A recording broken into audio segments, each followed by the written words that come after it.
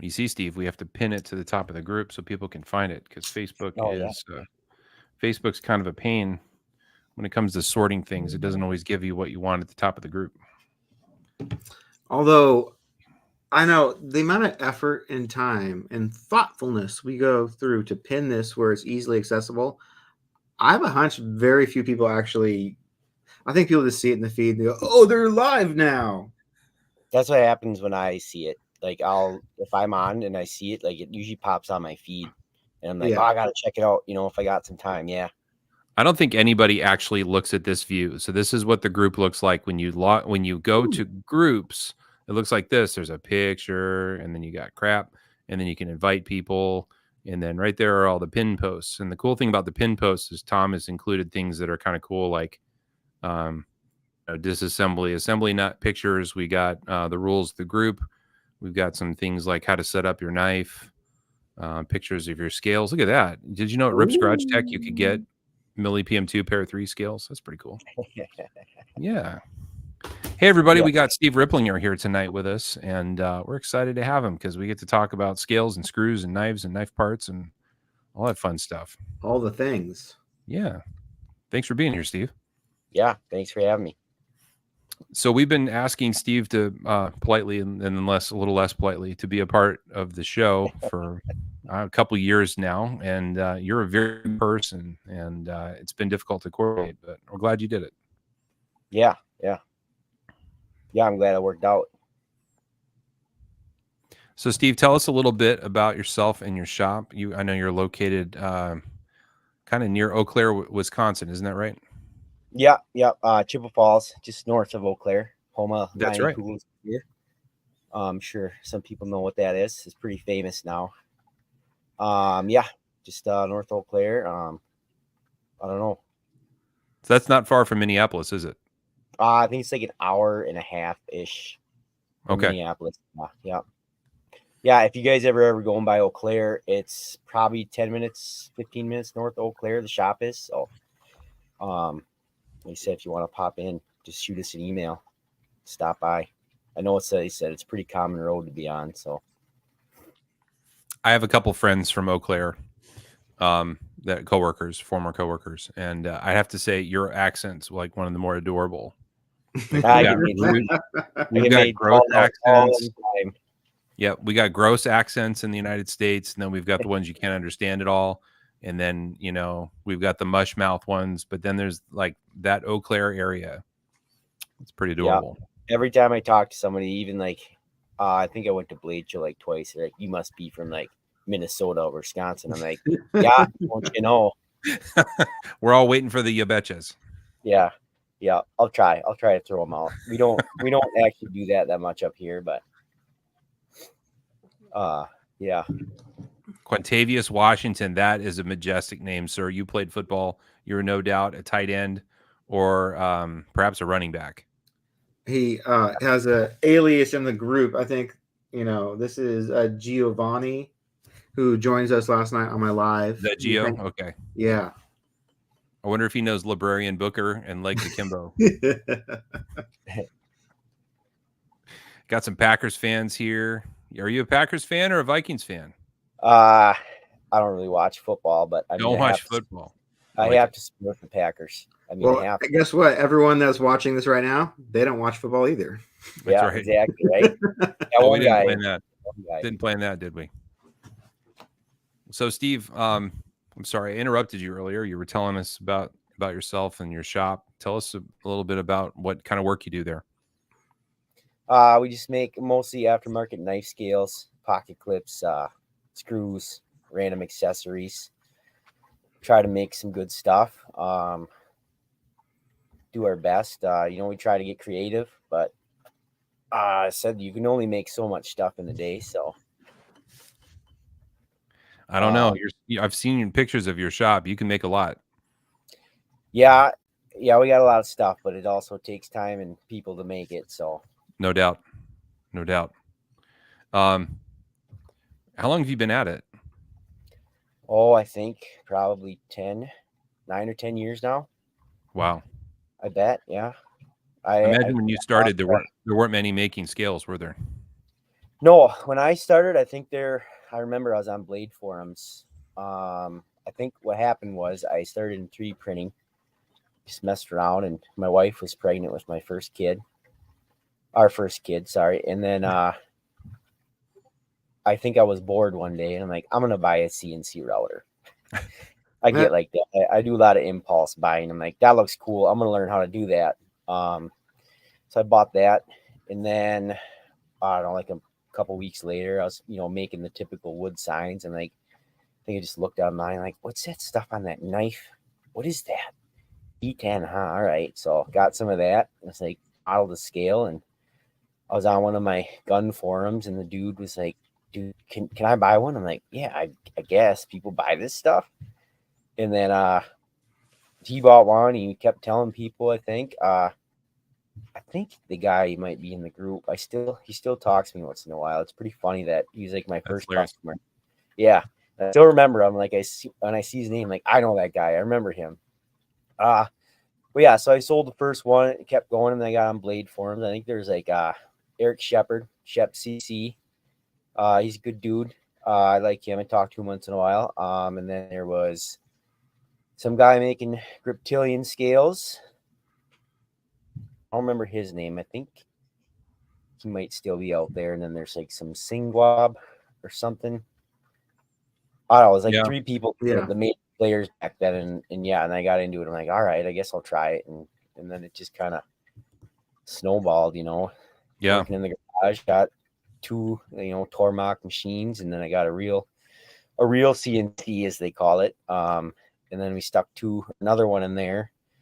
And then we finally moved out to the shop now, and I think we've only been there for 2 years, maybe 2.5 now. And then now we got 6 mills and the Swiss and a bunch of other stuff. So yeah, that guy. I can't pronounce it. Is it spelled backwards? No. Bagnus.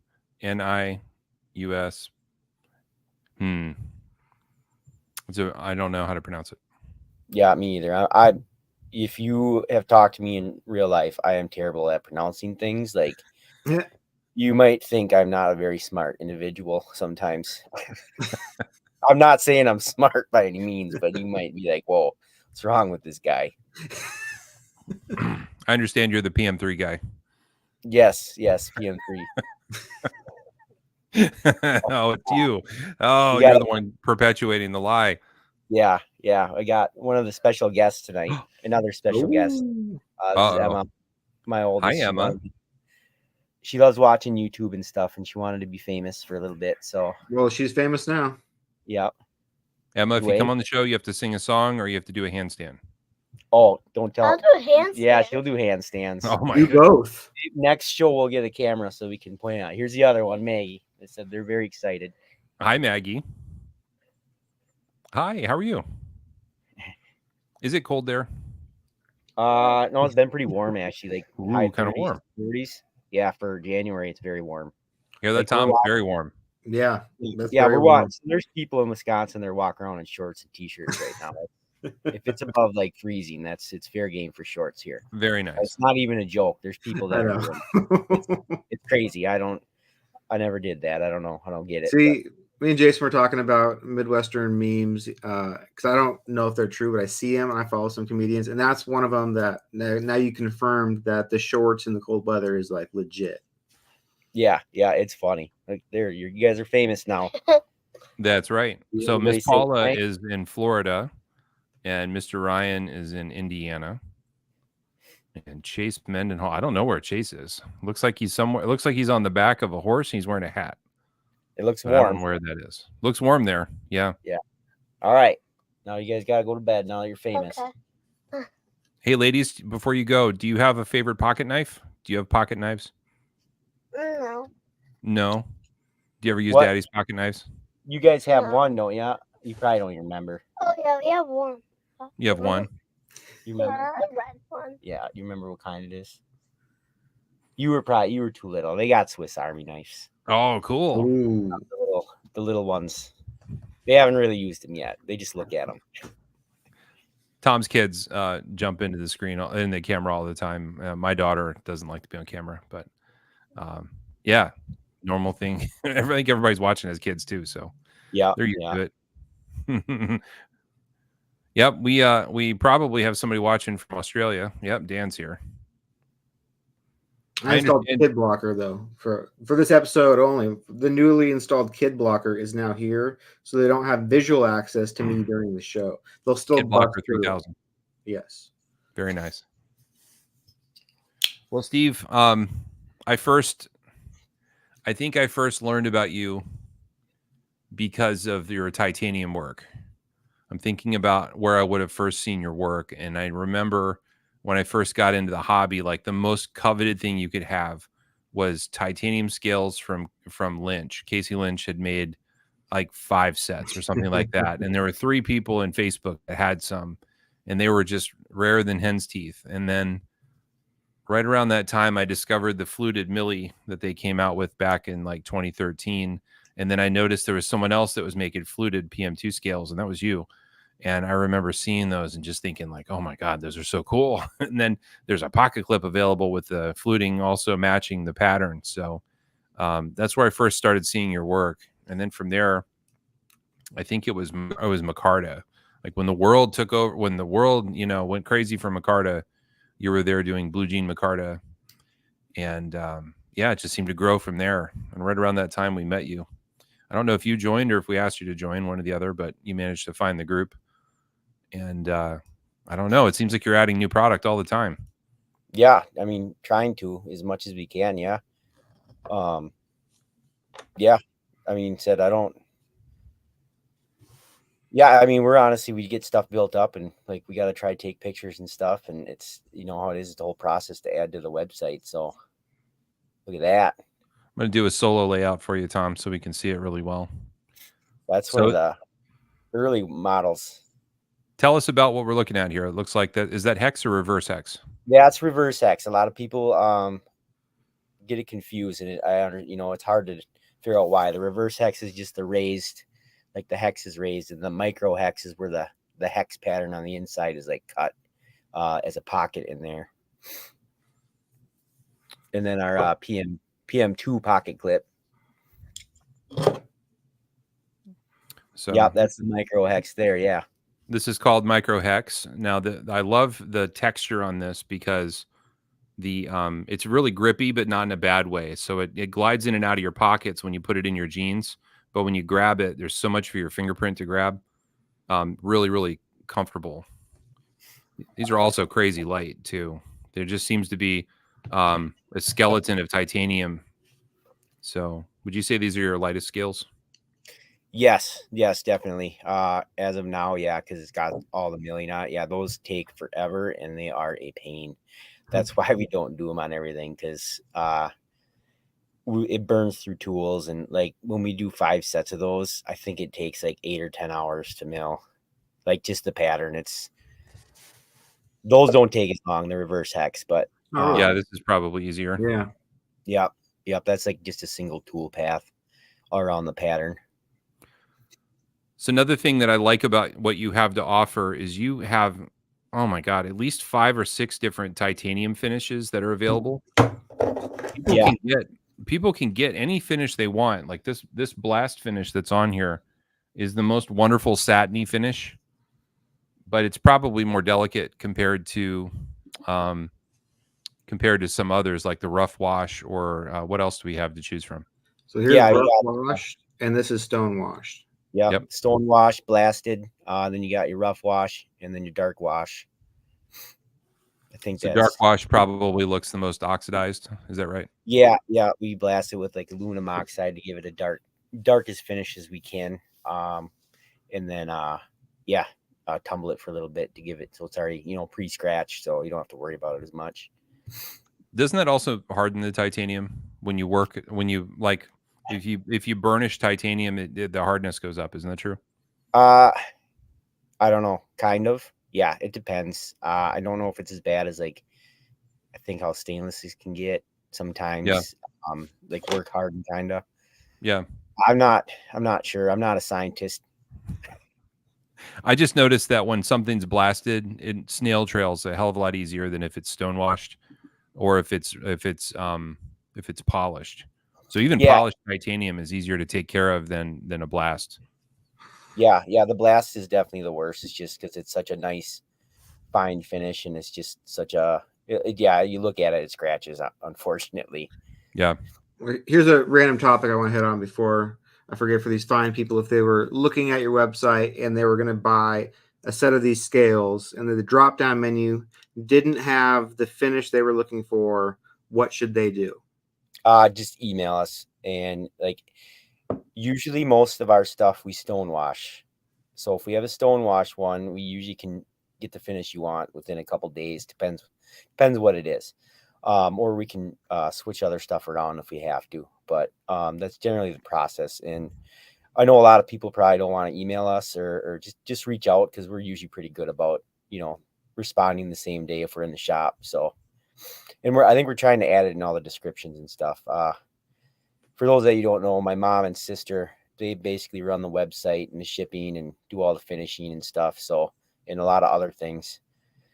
So they're usually the one you're talking to now. If you're talking to them in an email, I try to do the Instagram if I can and Facebook as much as I can, but I don't have a lot of time for that. So you get too busy, you can't do everything anymore. This is a cool picture. We have stone washed, bead blasted, rough washed, and dark washed. So all four are available in the same pattern, right? So in this picture, you can see which one's right for you. And we're trying to, we're actually just got a camera, and we're trying to rework the whole site. If you go to like the PM2 clips. Yeah. I just started working. We just kind of got our settings dialed in last week, and that's what we're going to do. Oh, the site's being revamped too. So if you're going to order something, go to the brands page. But if you see right there on the Paramilitary 2 titanium, clips right there. Yeah, so this is some of our new pictures, and this is what we're going to try to do. We're going to do individuals, and then we're going to try to do the all the finishes. If you see that first picture on your bottom left of your screen there, we're going to try to do this, and we'll probably do some good ones too. But we also have been working on a fact, Danielle and my mom have, of we're trying to do that because there is a lot of questions like daily about all this stuff. It's like, well, what's this finish? What's this? And it's hard to. So we're trying to work on that, so you guys can click on the fact if you have a question, so you don't have to bother us. Not that you're bothering us, but so we don't have to. So you can just go look at that and be like, all right, that's what I want. And if you guys don't understand it, please like tell us so we can like make it easier to understand, because it's easier for us because we do it every day. So I'm kind of bad about that. I just assume everybody knows what I'm talking about all the time. It's like, you should know that. I'll be the first to admit that I've filled and emptied shopping carts many times because I wasn't sure exactly which one I was going to get. So an FAQ would be awesome. Yeah. I think if you go to the top of the page, you should be able to. There it is. Right there. Yeah. So if you do materials and finishes, and like you said, it's a work in progress. But if you guys want to see anything on here, and you're looking at the site and you don't understand, definitely let us know and we'll get it added right away. But we're trying to kind of have a central database information for all this stuff, and we're gonna add pictures and stuff too. So that's my goal in the next couple months, is to get their site reworked so it's easier for people that don't know what this stuff is to understand it better. You guys know it's a rabbit hole. It is. Yeah. Let's explain why you can't anodize black. Black is not a color that you can do with electricity. When you see black titanium, guys, it's actually heat treated. It's not it's heated with a torch. It's not an anodization. Yeah. You can only get the colors of the rainbow because the light refracts off the thin oxide layer the anodizing creates on it. Tom, can you name a color you can't anodize? Red. Red, that's right. Can't do red, can't do orange. I wish we could, because we get asked all the time, and I really wish we could. It'd be nice. There are companies out there that do it, and they're using aluminum. They're not using titanium, or they're using a coating that's not ano. It'll be you can do it with a ceramic coating. You could do it with a paint. Yeah, speaking of ceramic coatings, we got we're bringing in some Cerakote scales. We did PM2s, PM3s. Sorry, I had to. What else? And then we did the skinny pair of 3, and then the contoured pair of 3, and then we're gonna send off some Sage 5 hopefully next week to Rec to get Cerakoted, and then we have some, I think the same stuff's at an anodizer that's gonna go crazy and do some really cool patterns for us in aluminum. So excited to get those back. And we got the Rec FDE PM2 clips now.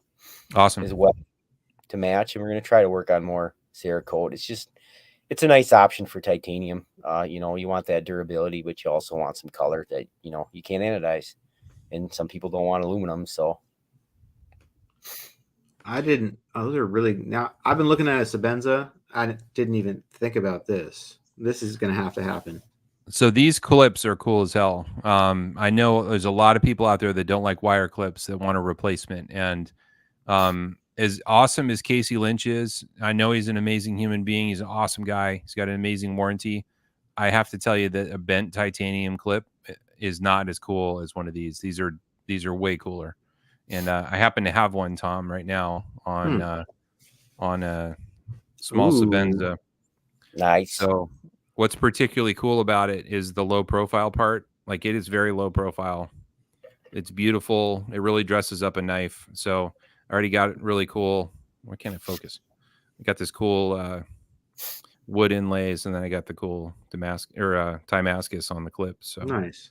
The fun part when you buy these guys is you need to make sure that you're choosing the number of the color that you want, because that's exactly the clip you're going to get. That must be a nightmare, Steve. Yeah.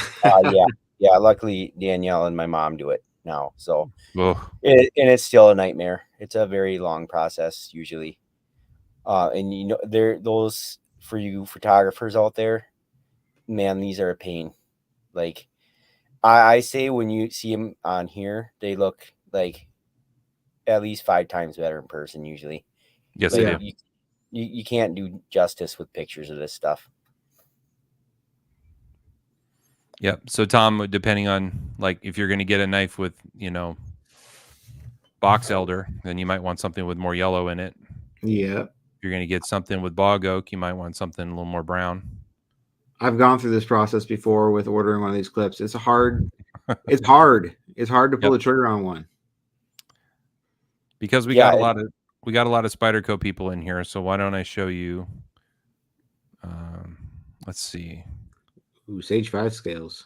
Sage 5 scales. Well, before we get to that, let's do what's a wire clip, pocket clip? Little Native? Yeah, Little Native, yeah. So check it out, guys. If you like your Little Native, but you want to dress it up and make it look a lot cooler, this is definitely an option. For $54, you're getting a 3D milled, USA made clip. Full lifetime unconditional warranty as well. Wow. The contour is cool as hell. I think you get it flat with the bevel, or you get the contour. Yeah, I'm gonna work on the clips pictures this week too, because we get asked about the contour a lot. It's very hard to show, and I haven't retaken pictures for a while. So yeah, these are really old pictures. Some of these are like that one on the Techno there is like, I think the first picture I took. Very old. That's all this. I think a lot of these pictures are from the shop, or when we were still in the garage. Now this will work on a really any wire clip from Spyderco, isn't that right? Just about any Tai Chung knife. Yep. I think like there's the pits, and there's one other one we've had some issues with where the spacing was a little off, and it could have just been their batch or our batch, because those are really like a hard thing to measure. Yeah. When you mill them. But yeah, we've only had like a couple guys with pits be like, yeah, this doesn't fit. I'm like, yeah, we've heard. And some guys have them on there, so I don't know. It's hard. Like a couple of years ago, didn't you used to have issues getting the Bowie to fit, but you changed the clip and addressed on it? There used to be some compatibility issues, I remember, a long time ago. Yep, the screw head for the Bowie was too big for what I was doing it, because I did it off the Techno, and it was like a couple thou. Like it's a very small measurement. It was annoying. So we just made it bigger. But now on some of the other clips or on the other knives, there's just a bigger gap around the screw. So, but we're working on screws for everything slowly but surely. We just came out with Sage 5 titanium screws. If you guys are looking to upgrade, That's amazing. The factory screws from Taichung are really underwhelming. They're delicate. I've stripped out more than I care to admit, and it's always Taichung. It's never the Japanese knives or the USA knives. So upgrades would be really cool. How are the people have the word out about these screws yet? Do people understand how good your screws are? Just want to be really clear. I've been trying to explain to people these screws are fantastic. So if you guys have watched the shows for a while, you know that Tom and I spend a lot of time talking about how to set up a PM2 or a Para 3, and we'll tell you that you got to tighten the screw and then loosen the screw and then monkey with the screw and fidget with the knife and dial it in until the action's right. And Steve, all three of my knives that I have with your screws in it, the assembly was simple. I just tightened them all the way down and the knife worked perfect. And what a wonderful change that is. Like I don't have to spend 10 minutes playing with it, getting my Loctite, trying to dial it in. It just works. This Para 3 obviously is really cool, but I never carried it because I had black screws in here, like factory black screws, and it looked dope, but they always backed out and the scales always like rattled and you could tell something was off. I put your screws in, and the biggest surprise was like cranking them down. I'm like, I think it's tight, but like, no, it's not there yet. You just keep on screwing. It's like the tolerance is so tight in your threads that they don't back out because they're very well seated. So you just keep on screwing in, and they stop. And when they're stopped, they're done. The biggest surprise I had though was this is a Para 3, and titanium stop pins. It doesn't matter. I mean, nothing against you, nothing against anybody. Titanium stop pins are known to cause lockstick. This knife has none. I don't know if it's a fluke because it's a titanium thing, but it's amazing. This knife is absolutely dialed. And they went from a knife I didn't carry to switching the hardware out, and now it's just perfect, just tight as can be, no Loctite. It's dialed. Yeah, we really try like to get our tolerances on those screws. Like the threads are usually on the upper end, if we can help it. That's a whole other rabbit hole if you want to go down threads. Trust me, it'll blow your mind. You can do a lot of stuff with them. And then the stop pins, yeah, I got them like it's close, like within like a tenth or two. Like that Swiss machine we got is really nice, and it really holds tolerance as well. And like I said, that's what's anybody who makes this stuff knows. Like knife stuff, tolerance is very important. You can make a loose tolerance knife and it's fine. But sometimes the tighter it is, it can be a problem. It can lead to problems too, but usually you're going to end up having just an overall tighter knife. I talked to another scale maker that told me that when he first started, he and his partner were working on the scale project. They started with PM2 scales, and they were going at it and going at it and going at it. And they were so proud of themselves because they were, within 10,000ths of an inch everywhere. And they were so happy. And then they made a run and they fit terrible. It's like they fit too well. And they needed to build in the right amount of slop so that it would work on more than one knife. And he and his machinist were both disillusioned because they were like, "Yeah, look, if we get to the half of a 10,000th of a thou, then that means we're the king of the world." And then they couldn't sell them because they wouldn't fit. Did you find that was the case for you? Oh yeah, me and Tom were talking about this earlier. I think I redesigned the PM2 like 5 times, like completely. Our like lanyard tubes on ours are a little bigger, I think, than stock because the stock flared lanyard tubes, they like hit them in there with a hammer. I'm sure they have a press, but it presses it out, flares it, and like you got to have a little slop in there. Otherwise, especially with like titanium, you have no give. Like you can't just shove it in there. So, and that's like yeah, you got to learn. And I was telling them, like, to teach people this, like, it's not just normal machining. It's just different. There's so much stuff you got to pay attention to at a certain time. It's not like just go make all these holes this size. And then, well, what if your liner's too tight or too loose, and then these holes are too tight, and then it doesn't fit at all, and then you scrap an entire batch, and it's a pain. It's a pain. That's why a lot of knife scales are so expensive. Honestly, it's very time consuming sometimes. Yeah, like I said, you can make really loose fitting ones that work fine, but who wants their lanyard tube rattling around? And even occasionally people say, your lanyard tube rattles around. It's like, yeah, but if I make it too tight, you're going to be complaining too. You can't make everyone happy, but like I said, that's where, like, not to say we're making like loose tolerant stuff, but if you don't like our stuff and it's not what you want, just send it back. We'll give you a refund, or we'll get you something else. I don't want you guys to not like it or be unhappy. Speaking of loose tolerances, what's pretty sloppy is the giant gap around the liners on the inside of these scales. When I first got these scales, I put the liner in there and I'm like, why does it move around? Why doesn't it like lock in place? And then I realized, like, oh, it's genius. They don't have to lock in place. They hold in place with screws. And that way there's less to like rattle and there's less to like touch of dissimilar metals and all that shit. Like, that was a big surprise putting this together, was that not everything has to be like popped into the scale. Sometimes you buy a Flytanium set and you have to beat the liner into the scale, and then you put the knife together and you find out that it potato chips because it doesn't want to play like that. It doesn't work so good. Now your centering's wrong and the knife doesn't open right, and it's because the liner's too snug. So especially if it's only one liner. So you want to have the right amount of relief there. Yeah, and then the PM3 you got, Tom. Yeah. The featherweight ones. We do actually take a bunch around the liner just to lighten them up, and you don't know how much that pains me to do just the way it looks underneath it. I try not to look under there; it bothers me. But I know it's a lot lighter, so it's like, okay. So there's very little left, which is a good thing. There's just not a lot of titanium here.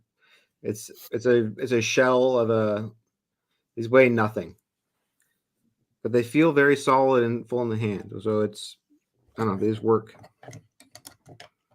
Yeah, that's my favorite part about the tie scales is just how light they are. Usually when you make the change, you're gonna be adding some weight to your knife, and then you drop these on and you go, oh wow, it's still lighter than all my other titanium knives, but it's the PM2 that I love.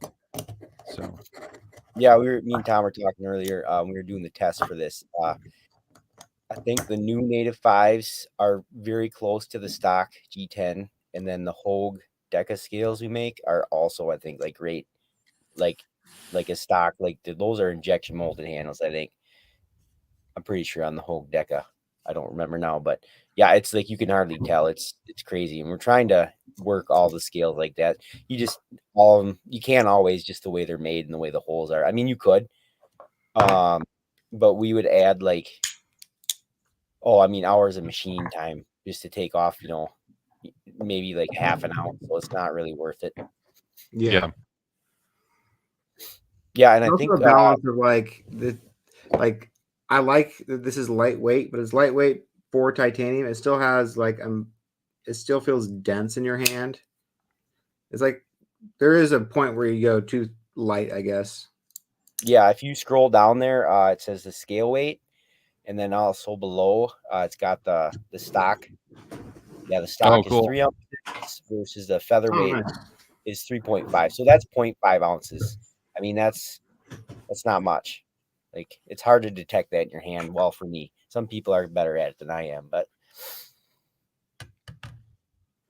it's not an unacceptable change. If you there's guys out there with copper scales on their PM2s and they weigh 7.5 ounces. You got a half-pound knife? Are you kidding me? Mm-hmm.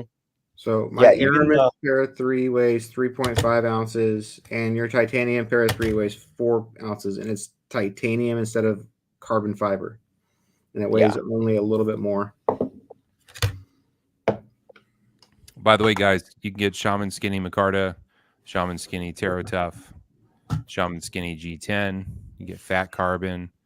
I mean, you guys like your skinny shamans. There's a lot of options here. We got Ultim.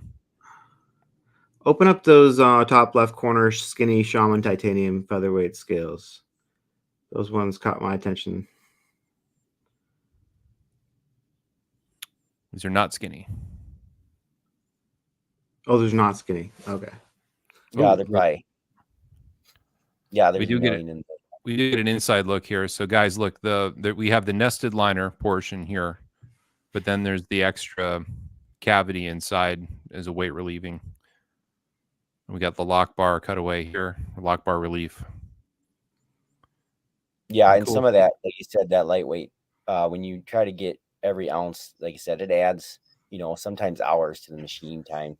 Titanium, there is no fast when you machine it. That's why it's expensive. Can we talk about that for a minute? I'm interested to pick your brain about that. I've been told that when you machine titanium, it doesn't cut like steel or aluminum or wood.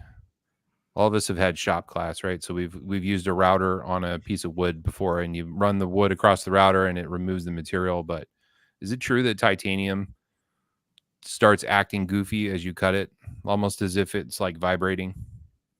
I guess ours cuts really quiet because we're cutting with really small tools. But I know, like, if I cut with our bigger, like our face mills and stuff, yeah, it's fairly loud. I am not an expert in machining, believe it or not. I have, I just kind of learned it on my own, and it worked out. Lots of YouTube watching.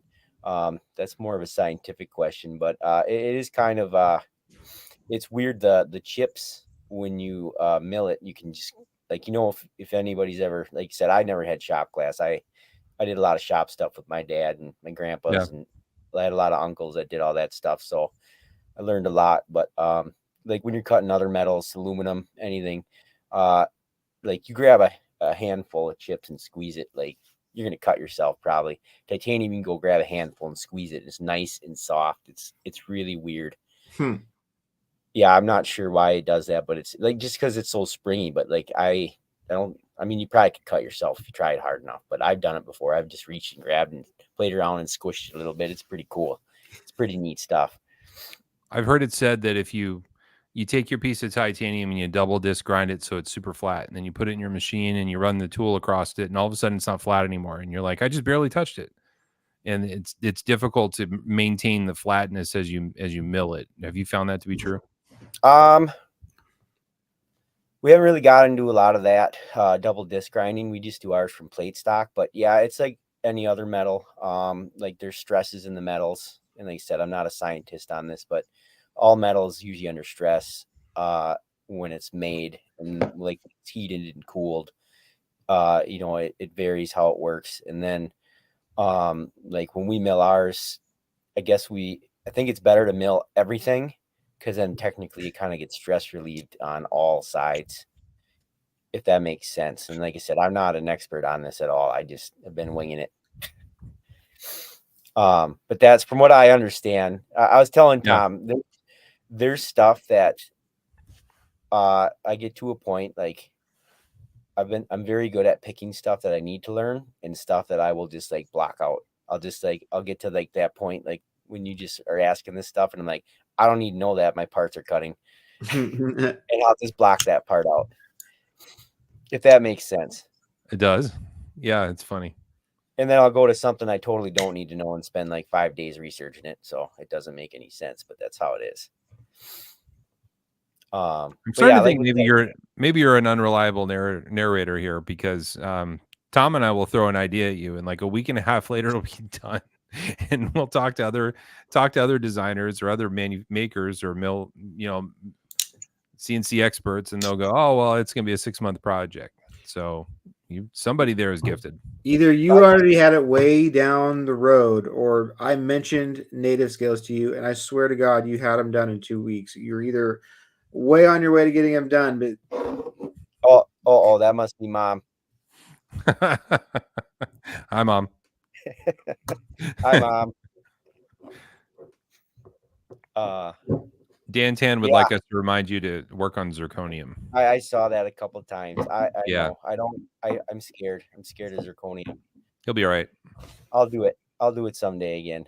Said I got too much other stuff to do. But yeah, no, I was talking to Tom about that, and it's just funny. That's my brain's. Maybe I got a little whatever they call it, little scatterbrain. I think I get a little from my mom. She knows. She knows. She knows. Yeah. So yeah, no, it's just like I said, if I get into something, I'm just really good at picking what I need to know and what I don't need to know. I don't know. It's weird. It's a weird. Like I feel like it's a gift most days, but some days it's not. I know sometimes for me, I don't feel like I need to understand every piece of something in order to use it or do it.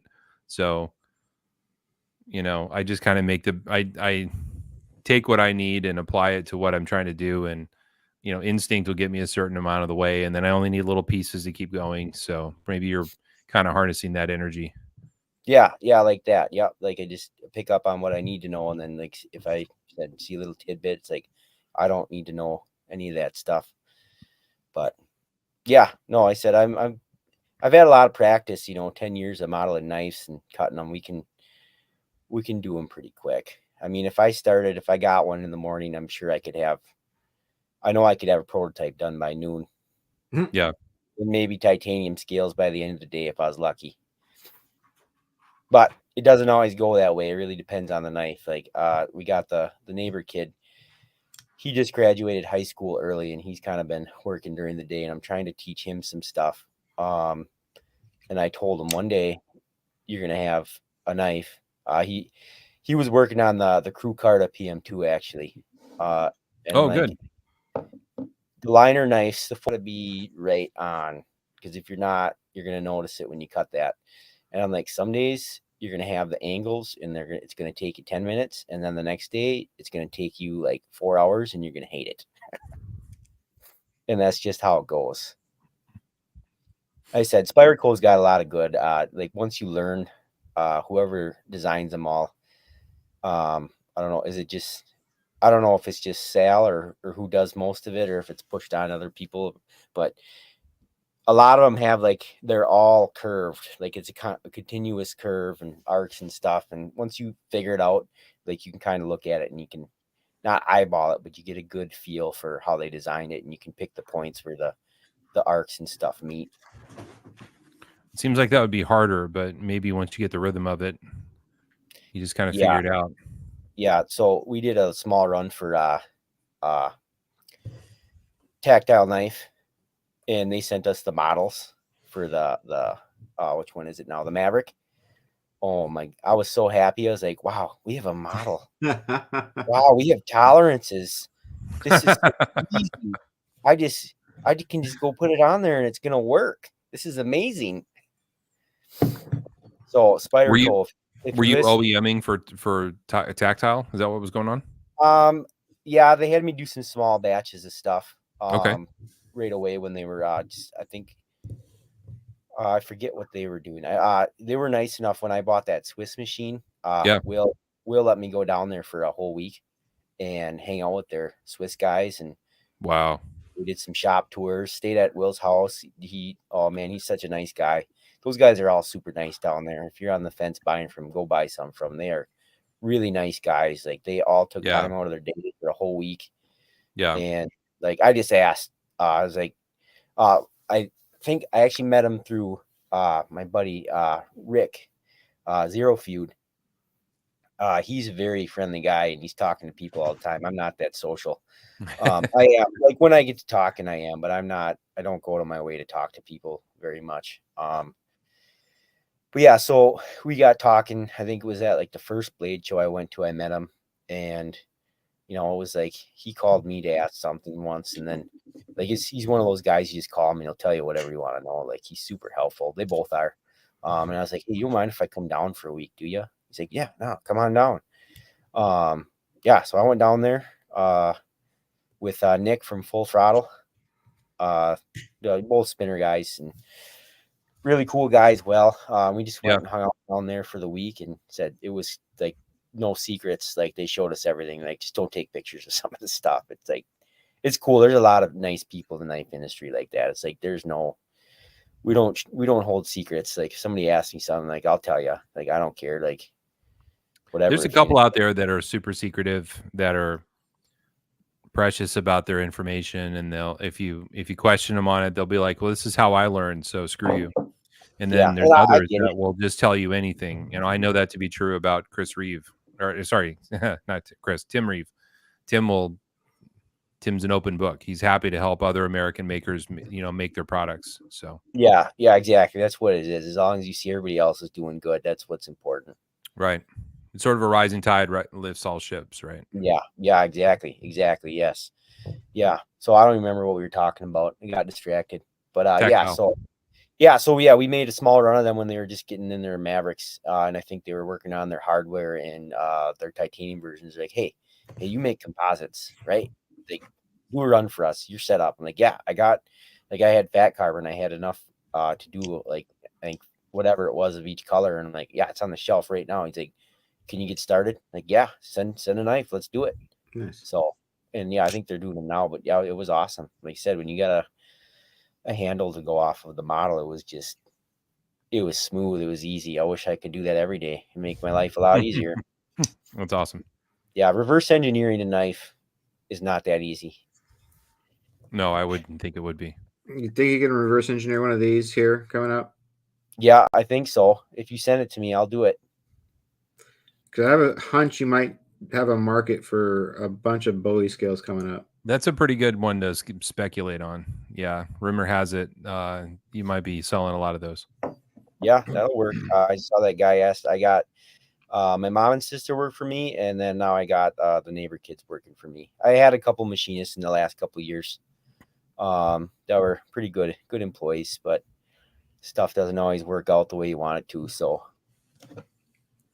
it's funny. You probably want, in my world where I work, we want them to have a certain amount of knowledge, but not too much, because if we have to unlearn them and retrain them, it almost never works. But if you can get them where they're teachable, and it takes a little longer, but it's better because you can build them the way that you want them to work.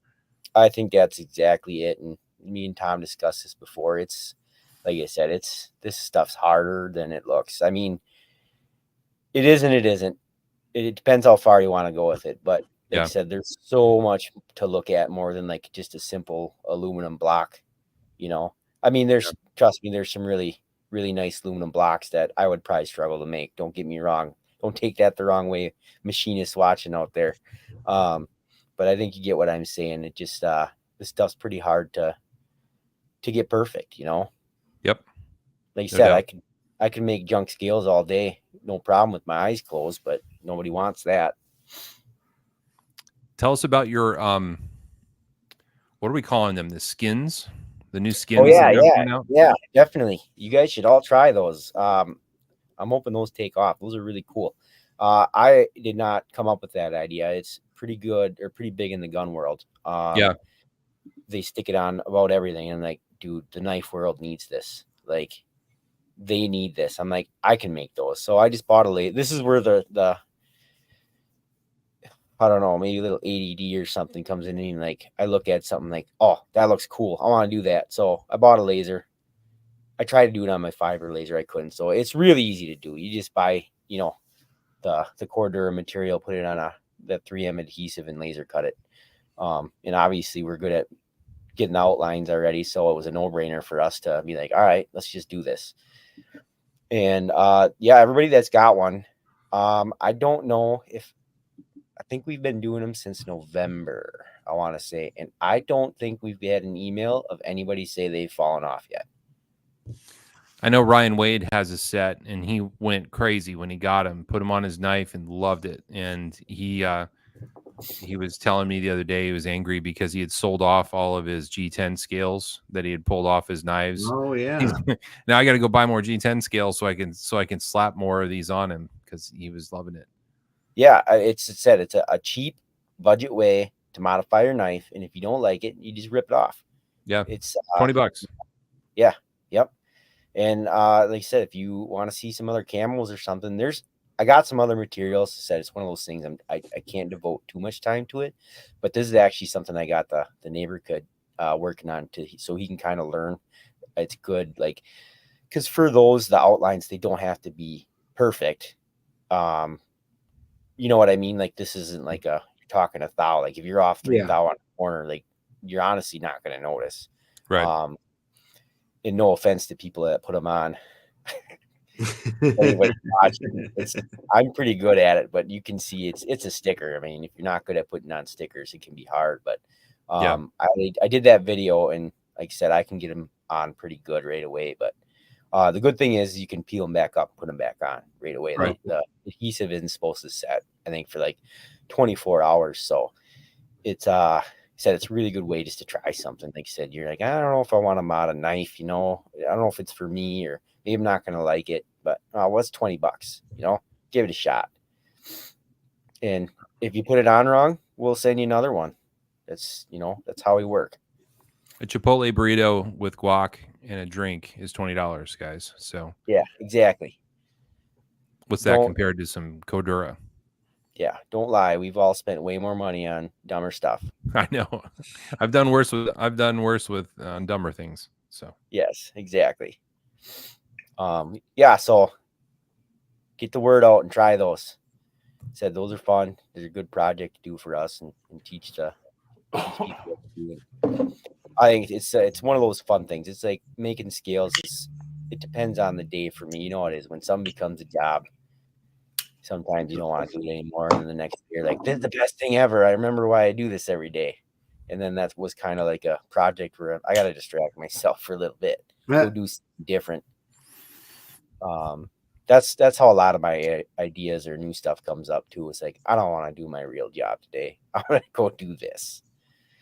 But it works out because I just make something else for a different knife, and that's how it works. Yep. Patrick Bryan's got to run. He says, "Stay moist." See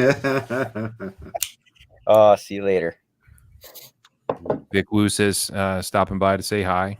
Facebook user says that we need a lightweight tie for the lightweight native 5. Oh, I know. Trust me. I have had like the model of the backspacer for like probably a year or more now. And it's one of those, there's a lot of little side projects. It's like, yeah, if I could just clone myself a couple times and just be like, go do this, that would be excellent. Like I said, there's a lot of, like, the guys making them now, like, they know, like, it's not always the easiest to make some of this stuff. That's why they're not on the market.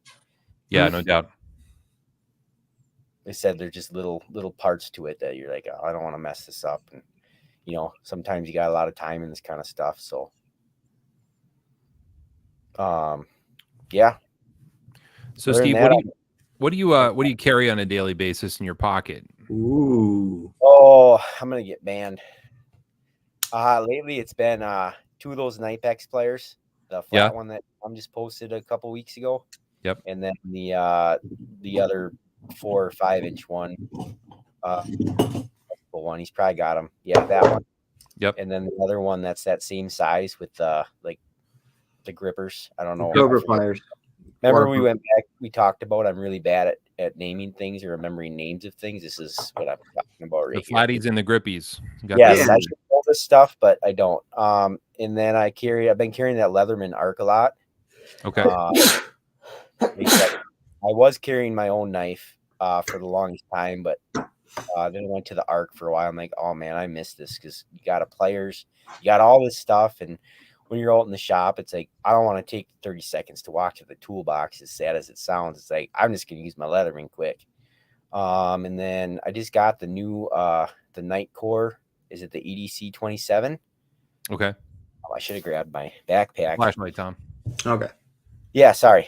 Flashlight. And then I got a tactile turn, the NES themed, limited edition pen that I've been carrying.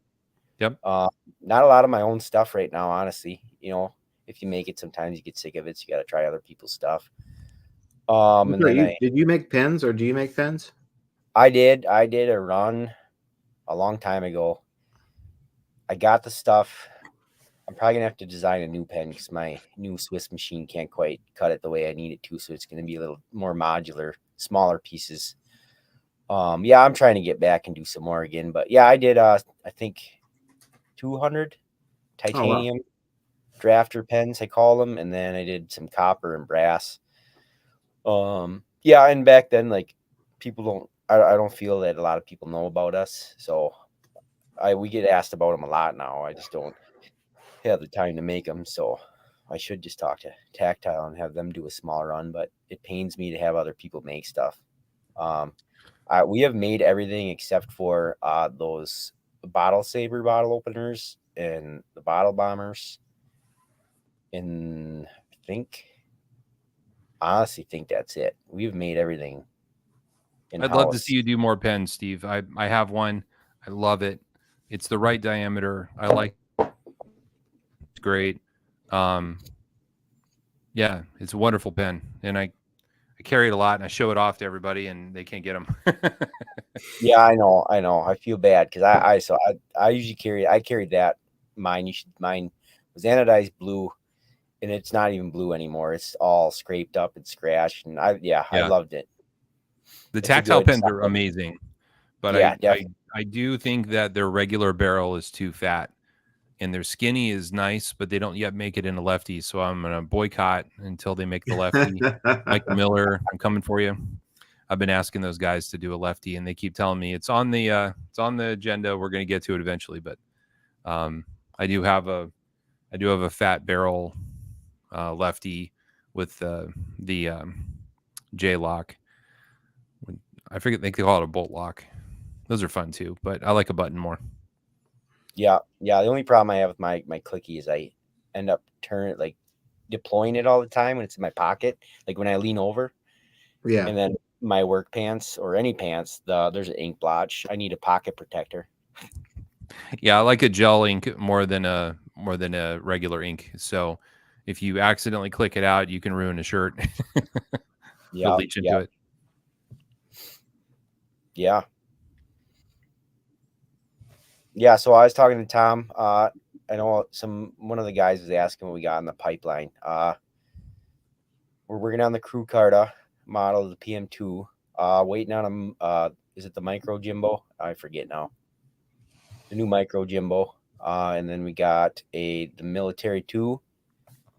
That is modeled, but it's huge. Okay. And I'm gonna have to make it's the biggest scales we've ever done, and I gotta rework the way we do things to get this thing on. You have to think about like the size of the material that you're ordering in order to accommodate it. No, luckily it will fit on our material. It's good. Kind of a universal size right now. And then I have that the lightweight Mannix, that white one that just came out. Tom had me. Yeah. What else do we got going on? I have a box full of Spydercos too that I try not to look at because it depresses me. I'm like, I just want to make all these, but I can't. I'm trying to think what else we got going on. So and said all of our Cerakote scales, aluminum scales are coming out. That's kind of what we're working on right now. We have kind of stopped making old stuff right now. I was talking to Tom. We got so much stuff. Like we're gonna have to start cutting some stuff at some point because it's getting to be too much to keep track of. Yeah, I imagine inventorying every little piece, every little part's got to be hard. Yeah, that's a full-time job of Danielle and my mom. So definitely, they're doing stuff with that all day, every day. I lost my train of thought. I don't remember what I was gonna say. Oh, yeah, and then the hardware. If you guys want to see any hardware for anything, just let us know. Like I said, I'm trying to keep that going. But that's also like, whoa, are you okay, Tom? Yeah, I was like moving all the screens around because I was trying to find the right button. We all just went through a time warp. Greg Bartram's got the right idea. That would be amazing. I think it's the Ooh. Subvert. Oh, I think I have one of those. Is it really fat? Yeah, it's ridiculous. The It's- danger banana. It's like Yeah. 9 pounds of titanium, probably. Yeah. I should probably lighten that up, huh? Yeah, I have one of those. It's huge. Well, super wide. Yeah, that one. It's a frame lock knife that has scales on the outside of it, on top of it. Yeah. Like it's a knife with an extra knife on top of it. Yeah, it is. It's a double. It's a knife sandwich. Yeah. Seems like a good candidate for Micarta, guys. Yeah, that thing. I said I got one. I've never seen one in person until I ordered one and I got it. I'm like, I've always thought it looked really awesome from the side, and then I got it out of the box. I'm like, oh my, I can't put that in my pocket. It's huge. I don't know what I'm gonna do with that. Did it make you laugh when you opened it? I don't even remember. It's good for that. Like when you open it the first time, you giggle and you're like, "What did I do? Yeah. What am I doing? What am I going to do with this thing?" Ooh, Dan, Spider 10 with a very good call, I would say. That's actually what I bought it for, because I know a lot of people hate that clip, and I got it drunken too. So I know a lot of people despise both those clips a lot. Yeah, you'd sell quite a few of those, because the thing that people do is they buy the drunken and they have it and they love it and they take pictures of it and they talk about how it's clearly the best quality Spyderco they've ever held, and then they sell it 2 weeks later because they can't bear to put it in their pocket. Yeah, and I know I've been up and down that mountain twice. Like I've owned 2 of them, sold both. Yeah, I like the knife in the hand. It's a really good feeling knife for sure. I had a custom clip on my drunken anyway, and it was really nice, but it was too big. It was too much. The ones that there are options out there. So something that's simple, because I like how the drunken clip is just like one screw, and it should be minimal, because that's kind of like the aesthetic they're going with, like that wired out clip. It just doesn't feel good in your hand. Yeah. Yep.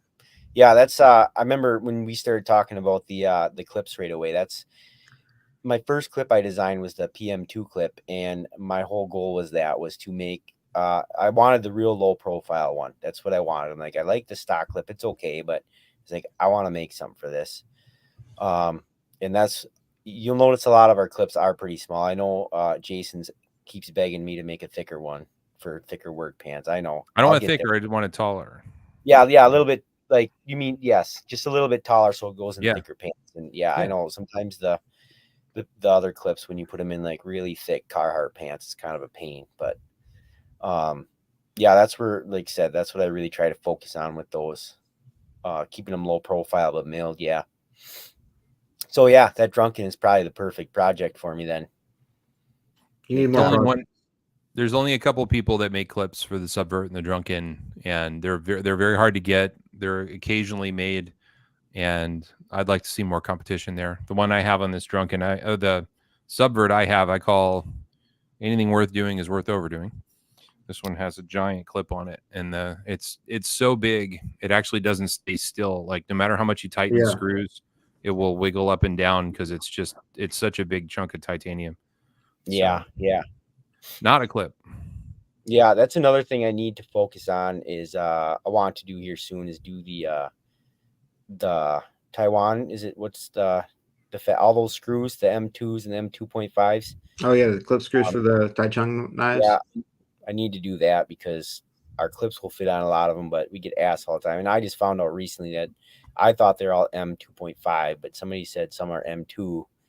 So we're going to try to work something out with that soon, because I know a lot of people are like, well, like McMaster you can buy 25 screws, but nobody wants to buy that. Or the ones off Amazon, you've got to buy 20. And nobody wants to do that. And, they're like $20-$30. Or you're going to get the cheapest Chinese steel screws you can get, and they're going to snap off when you put them in there. I want a soapbox about that for a minute. You guys, there's a lot of people that go to Etsy and they buy their clips and they buy their screws there. You're not buying it from somebody that's whittling it in their garage. You're buying a Chinese rebranded or Alibaba style product. And it's the reason they're $13 for a whole set of screws is that they're not very good. And but it includes a pivot with it for free. Free pivot. Right. Sure. Yeah. So when you look at an American-made titanium set of screws and they're $50 to $60, and then you look at Etsy and they're $13, you're going to get what you paid for. Or you might not even get what you paid for. You might have thought you were buying screws and you're getting I don't know, chewing gum wrappers shaped like screws. So I don't recommend it. Buy good quality, buy once, and you won't have to buy twice. Yep. And like I said, if something happens, we've had a couple of people with screws stripped. It's like, send it in, we'll try to get it out. And I mean, I don't want to tell people this, but sometimes we'll even, be like, we'll buy you a new knife if we have to. If we break it, it's like, it's our fault. Like, it happens. So we talked about this before the show because I wanted to make sure I was on the right path, because I looked at this price and I'm like, wait a second. These seem exceptionally reasonably well priced for what you're getting. So I wanted to confirm that these are fully titanium, full hardware set for a pair of 3 for only $40. That's made in the US by hand. That's right? Yeah. Yeah. I think if you look, that's just what's pictured. I think if you click the drop down, it might not be in here, it might be in a different spot, but like, we're trying to rearrange this. It's so we got so much stuff, it's hard to make it easy for you guys to navigate. DLC. Yeah, So we got a lot of DLC stuff now too.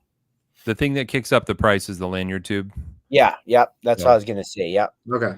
And the DLC, that's expensive and it takes 4 or 5 weeks to get done. And so this actually, the full hardware kit is just screws, or like if you click that and let the drop down hang. I think it went too quick. With lanyard tube. Yeah, I can't even see it on my screen. Okay.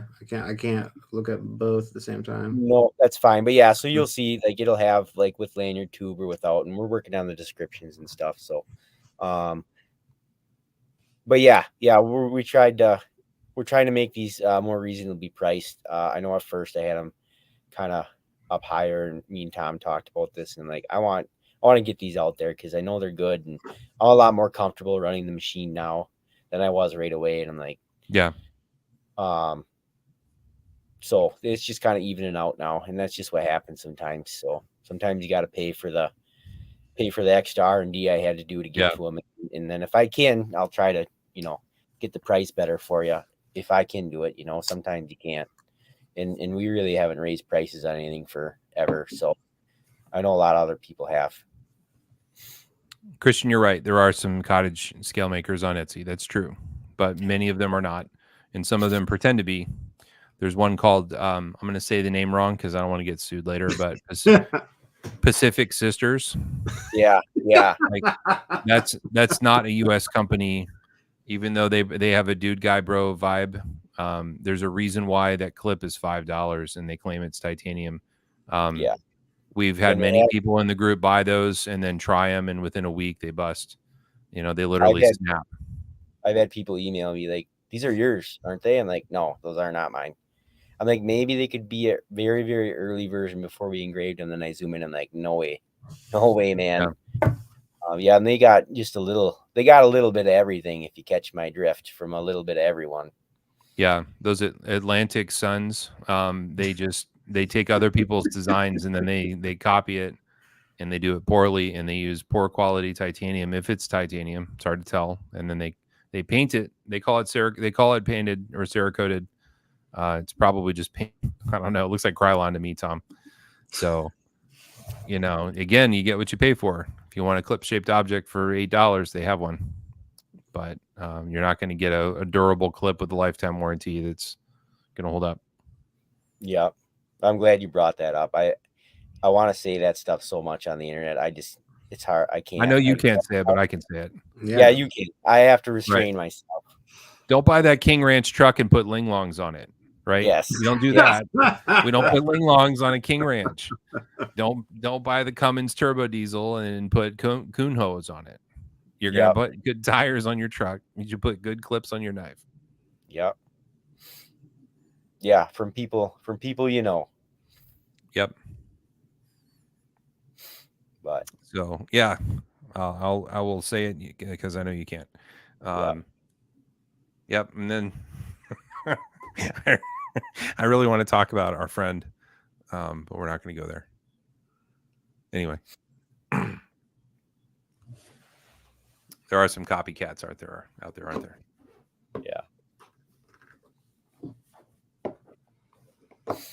Yeah, you guys are kind of funny. Sometimes you'll go, yeah, I want a sharpener. I want to buy a sharpener. I want to learn how to sharpen. What can I get for about $47? And I'll go, man, I know you got 50 knives. Right. I know you're going to buy another 20 this year. Like buy 19 knives and get a good sharpener. Yeah. Yep. Well, Steve, is there anything else we should cover? Anything else coming up you want to talk about? I'm good if you want to keep going for a little bit, or if you're done, I'm good. Whatever you want. I'm pressed for time and I need to jump off. I've got homework to do for work tomorrow, so I better get to it. But does anybody have any final questions before we sign off? We'll throw it out there for the group and see if anybody has anything left to ask about. Yeah, and we'll we'll try to do it in the shop next time, and we can do a little more show and tell. I'd love that. And maybe we'll get Danielle and Sandy on here too. You guys can torture them. Absolutely. You torture them all day, every day when you email them anyway. So no, they like it. Oh, and guys, if you want the MPM2 P3 scales, they're only available at Rips Garage Tech. Thank you for doing this, by the way. This really made me laugh and made me smile. I know we worked on a design for months and then, kind of threw it out there for the group to look at, and everybody hated it. Yeah, that's right. Yeah, we worked. I think it was more like over a year. It was a long time. Yeah, but within that 5 minutes of DMs, we had a new design. Within 5 minutes, we mocked up a plan B, and I couldn't be happier. I think it looks killer. The laser turned out awesome. Yep. Yeah. Who? What's the guy that did that? That's awesome work. Martin Colombo. Yes. Yep. Yep. Yeah. We were gonna try to do some more, but we haven't been in touch for a while. But yeah, when you guys want to try something else, let me know. I'm down for that. Awesome. Thank you, Greg. Thank you, Paul. Thank you, Thomas. Well, thanks for watching, everybody. I'm glad you could be here. I hope you have a nice week. Tom and I'll be back next week, and maybe we'll have another magical guest. Maybe we won't. Maybe we'll just wing it. I don't know. We're talking to some people. We're trying to get some people on the show, and we'll see what happens. Maybe we'll have a sample of something to show the group, Tom. Maybe. It's entirely possible that we could have something to show off. Well, that sounds like an excellent reason to tune in next week, folks. I agree. You guys should tune in. So thanks, everybody. Thanks for watching. Have a nice evening. We'll see you later.